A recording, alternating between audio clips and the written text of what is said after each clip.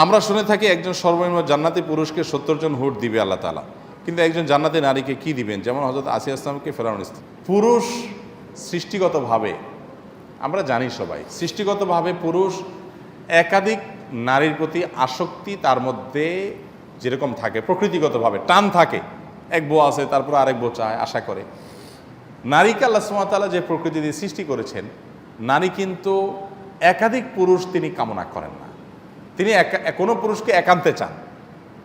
একাধিক পুরুষ এটা নারী প্রকৃতিগতভাবে চায় না। হ্যাঁ, তাহলে আপনি বলবেন তাহলে পরকীয়া কেন হয়? অনেক মহিলা তো আছে যে তার ঘরে স্বামী আছে, সে আরেকটার পিছনে দৌড়াচ্ছে, হ্যাঁ, বহুগামিতার রোগ আছে। তো এইটা যেগুলোর মধ্যে আছে সেগুলো তো রোগী। কিন্তু সুস্থ প্রকৃতিতে নারীরা সাধারণত চায় একান্তে কেউ। এখন প্রশ্ন হলো, জান্নাতে যদি হুররা থাকে তাহলে তার একান্তে থাকলো না, বউয়ের স্বামীটা তো আর একান্তে থাকলো না। এর উত্তর হলো, দেখেন দুনিয়াতে যে রেশারেশি আছে, রেশারেশি হিংসা আছে, জান্নাতীদের সম্পর্কে আল্লাহ তাআলা কোরআনে কারীমে বলেছেন ওয়ানাজানা মাফি সুদুরিহিম মিন গিল। জান্নাতে প্রবেশের আগে আল্লাহ সুবহানাহু ওয়া তাআলা একটা ফিল্টার করবেন, জান্নাতীদের অন্তর থেকে হিংসাটা বের করে ফেলে দিবেন। হিংসা অন্তর নিয়ে জান্নাতে যখন যাবে তখন কারোর প্রতি কারোর কোনো রেশারেশি থাকবে না।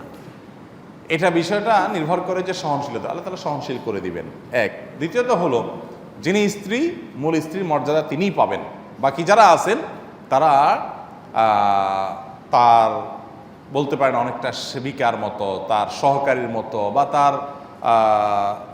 তার সাথী সঙ্গীর মতো, এবং স্ত্রীর যে মর্যাদা রানীর মতো, সেটা আল্লাহ তাআলা দুনিয়া থাকা স্ত্রীকেই দিবেন। তাছাড়া পুরো বিষয়টা আলমুল গায়বের বিষয়, অদৃশ্যের জগতের বিষয়। আল্লাহ সুবহানাহু ওয়া তাআলা জান্নাতীকে স্যাটিসফাইড করবেন, বাস এ হলো কথা। একজন বলে যে আচ্ছা, কোরআন হাদিসে আছে জান্নাতীরা আল্লাহর কাছে যা চাইবে তা দিবে। আমি যদি আল্লাহর কাছে জান্নাতে বিড়ি খেতে চাই, দিবে কিনা এটা প্রশ্ন। যদি বলেন যে আল্লাহ দিবে না, তাহলে তো আমি জান্নাতি হিসেবে আমার চাওয়া আল্লাহ পূরণ করলেন না, তাহলে কেমনে জান্নাত হলো? আর যদি বলে দিবেন, তাহলে জান্নাতে বিড়ির গন্ধ। তো এই প্রশ্নের উত্তর হলো যে এই প্রশ্ন করছেন, আল্লাহ যদি আপনাকে জান্নাতে যাওয়ার তৌফিক দেন, বিড়ি খাওয়ার মতো এরকম কুরুচিপূর্ণ খাওয়ার চাহিদাই আপনার ওখানে আসবে না।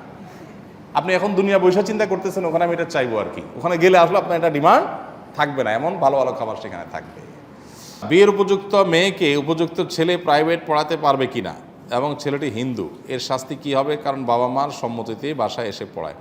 ছেলেটা হিন্দু না মুসলমান না অন্য কোনো ধর্মাবলম্বী, তার চাইতে এখানে প্রশ্নে যে বিষয়টি উঠে এসছে সেখানে গুরুত্বপূর্ণ বিষয় হলো সে একজন প্রাপ্তবয়স্ক পুরুষ।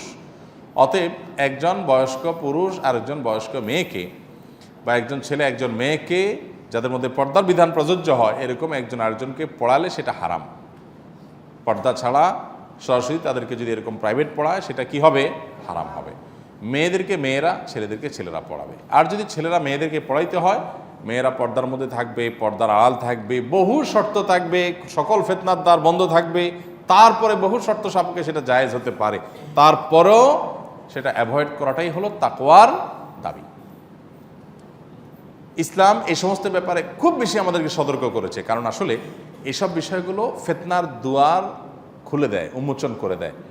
আমরা একটা সময় হয়তো বুঝবো, কিন্তু ততক্ষণে অনেক কিছু আমাদের হারিয়ে ফেলতে হবে। পশ্চিমা দুনিয়ার মানুষেরা তারা নারীকে স্বাধীনতার নাম দিয়ে উন্মুক্ত করাটাকে তারা মনে করেছে নারীর মুক্তি। এখন সেখানকার মেয়েরা দলে দলে ইসলামে প্রতিদিন প্রবেশ করছে। তারা বুঝতে পেরেছে যে মুক্তির নামে, স্বাধীনতার নামে তাদেরকে যেই জায়গায় দাঁড় করানো হয়েছে সেটা তাদের জন্য কখনো সম্মানজনক নয়, সেটা তাদের জন্য অপমানকর, অবমাননাকর। তারা আল্লাহ সুবহানাহু ওয়া তাআলার দেওয়া সুন্নাহ অনুযায়ী, সৃষ্টিগত প্রকৃতির নিয়ম অনুযায়ী সন্তান গর্ভে ধারণ করতে হয়, সন্তানকে দুগ্ধদান করতে হয়, এই কাজগুলো তাদের করাই লাগে। 10 মাস, 2 বছর, এক একটাতে সময় লেগে যায়, সে কাজগুলো তাদের করা লাগে। এই ডিউটি পুরুষ চাইলেও করতে পারে না। আবার অতিরিক্ত তাদের স্বাধীনতার নামে, মুক্তির নামে বাইরের ডিউটিও তাদেরকে করতে হয়, তাহলে ডাবল ডিউটি তাদের করা লাগে। আবার বাসাবাড়ির রান্নাও গড়ে তাদেরই করা লাগে, তাহলে ট্রিপল ডিউটি করতে হয় তাদের। মুক্তির নামে তাদেরকে যে কষ্টের মধ্যে নিয়োজিত করা হচ্ছে এটা তারা বুঝতে পারছে। এই জন্য পশ্চিমা দুনিয়াতে ইসলাম গ্রহণের রেশিও সবসময় ছেলেদের চাইতে মেয়েদের মধ্যে অনেক বেশি, তারা এগিয়ে আসছে, কারণ তারা বুঝতে পারছে। তো এরকম পরিস্থিতিতে আমরা মুসলমানরা এখনও যারা বুঝতে পারছি না, তাদের জন্য শুধু করুণা হয়। যেসব বাবা মা নিজের মেয়েকে অন্য একটা প্রাপ্তবয়স্ক ছেলের কাছে পড়তে দিয়েছেন এবং প্রাইভেট পড়ানোর নাম দিয়ে তাদেরকে জেনার দিকে দাবিতে করেছেন, আর কিছু না হোক কল্পনার জেনা তো হবেই, এটা তো আপনি চাইলেও রক্ষা করতে পারবেন না। আপনি নিজেও জানেন যে ওই ছেলেটা আপনার মেয়েকে নিয়ে, আপনার বোনকে নিয়ে যখন তাকে নিয়ে ঘন্টায় ঘন্টা বসে থাকবে, তার কল্পনার জগতে জেনা সে করবেই করবে, গুলি মিস হতে পারলেও এটা মিস হওয়ার কোনো সম্ভাবনা নেই। এই বাস্তবতা বুঝে না এমন কোনো পুরুষ দুনিয়াতে নেই। এরপরও আমরা সেই কাজটা করছি। আল্লাহ তাআলা আমাদের মা বাবাদেরকে হেদায়েত দান করুন। এই জন্য ছেলে মেয়েদেরকে পড়ার নাম দিয়ে এরকম ছেলেদের হাতে আপনার বেপরদিগির সাথে যদি পড়ালেখা করান, টিউশনি করান, এরপরে একজন আরেকজনের হাত ধরে যদি পালায় যায়, এরপরে হুজুর কাছে এসে তাবিজ দিবেন, কোনো কাজ হবে না।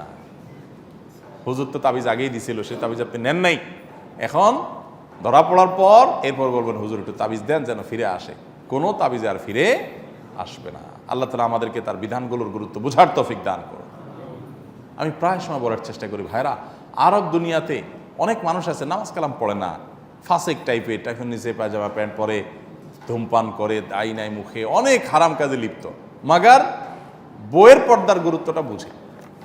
কারণ সে নিজে তো আসামি, বুঝে যে আমি অন্যের মেয়েদের দেখলে কি চিন্তা করি, অথবা আমার বউটা দেখে বাকি মানুষ কি চিন্তা করবে, এটা সে বুঝে না, সে আনা পাবলিক। এই জন্য ইসলামের অন্য কোনো বিধান না মানলেও এইটা সে অবশ্যই মানে।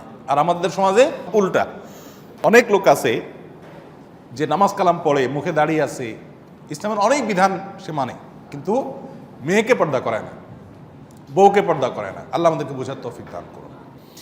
অনেকে বলে যে মসজিদে দান করার চাইতেও নিজের বউয়ের জন্য খরচ করা উত্তম, এটা কি সঠিক? এই মর্মে একটা হাদিস আছে, ওই হাদিস থেকে সম্ভবত এই ধারণা তৈরি হয়েছে যে তোমার স্ত্রীর জন্য যদি কোনো খাবার কিনো, তাহলে সেটা একটা দিরহাম দিয়ে ওই খাবার কেনাটা একটা মসজিদ নির্মাণ বা একটা ভালো কাজ তার চাইতে উত্তম। এটা তখন হবে যদি স্ত্রীর খাবার না থাকে এবং তার ভরণ পোষণ দেওয়াটা এই মুহূর্তে ফরজ পর্যায়ে হয়ে যায়।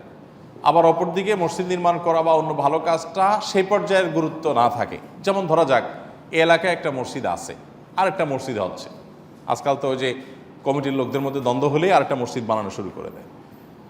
ধরা যাক একটা মসজিদের কাজ চলছে, সেই কাজটা অত বেশি গুরুত্বপূর্ণ না, না হলে এমন কোনো অসুবিধা হবে না, কিন্তু হচ্ছে। আবার এদিকে আপনার বিবির বাসায় কোনো খাবার নাই, খাবার কষ্ট করছে সে, আপনার কাছে 100টা টাকা আছে, এখন স্ত্রীর খানা কিনবেন না মসজিদে টাকা দিবেন, কোনটা উত্তম হবে? স্ত্রীর খাবার কেনাটা, কারণ এটা আপনার উপরে ফরজ এবং তার কাছে খাবার নাই। কিন্তু মসজিদে টাকা দেওয়াটা আপনার জন্য কি না? ফরজ না, কারণ এটা অন্য আরও অনেক মানুষ আছে বানাবে, তাছাড়া এই মসজিদ না হলেও এমন কোনো অসুবিধা নাই। তো এই বিষয়গুলো নির্ভর করে পরিস্থিতির উপর, যে পরিস্থিতিটা কি। যদি আপনার বাসায় বউয়ের কাছে খাবার আছে শুধু তা না, ফ্রিজ বোঝায় খাবার আছে, ফ্রিজের বাইরে বহুত ড্রাই ফ্রুট আছে, অনেক রকমের খাবার আছে, চাল ডাল মাছ সবই আছে, এরপরে আপনার কাছে 500টা টাকা আছে, 1000 টাকা আছে, এদিকে মসজিদে একটা জরুরি প্রজেক্ট চলছে, একটা কাজ চলছে। এখন এই টাইমে যদি আপনি হাদিস বানান যে ঠিক আছে বইয়ের তো অনেক পদের আইসক্রিম আছে, বাট ওই আইসক্রিমটা নাই, তাহলে আমি এই মুহূর্তে বউয়ের জন্য আইসক্রিম কিনাটা মসজিদে টাকা দেওয়ার চাইতে বেশি সওয়াব হবে, বলেন সুবহানাল্লাহ বলে আইসক্রিম কিনে বাড়িতে চলে গেলেন, তাহলে সেটা কি হবে না? সঠিক হবে না, কারণ সেটা তো আপনার চালাকি, সেটা তো শরীয়তের যে আপনার মাকসাদ সেটা না বুঝার শামিল, বিধায় এটা করা যাবে না।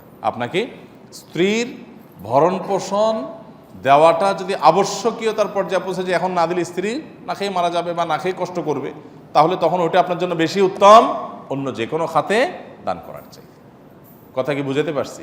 কিন্তু স্ত্রীর আলহামদুলিল্লাহ মোটামুটি যা আছে সেটা আছে, এখন মসজিদের দরকার, তখনও আপনি ওই স্ত্রীর জন্যই খাবার কিনলেন, সেটা অবশ্যই সওয়াবের বেশি কারণ হবে না। হাদিসে যেটা বলা হয়েছে ওইটা হলো যে স্ত্রীটা ফরজে আইন, আপনার নিজের উপরে ফরজ, প্রত্যেক ব্যক্তির পর তার স্ত্রীকে ভরণ পোষণ দেওয়া এটা তার কর্তব্য, আর মসজিদেরটা আপনার জন্য ফরজে আইন নাও হতে পারে।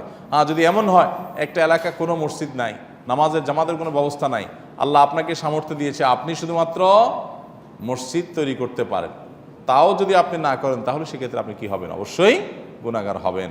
এবং স্ত্রী সন্তানের আছে অনেক কিছু, তারপরও আপনি আরও যোগ করতে চাচ্ছেন, এরকমটা করার কোনো সুযোগ নাই। তো এটা নির্ভর করে পরিস্থিতির উপরে।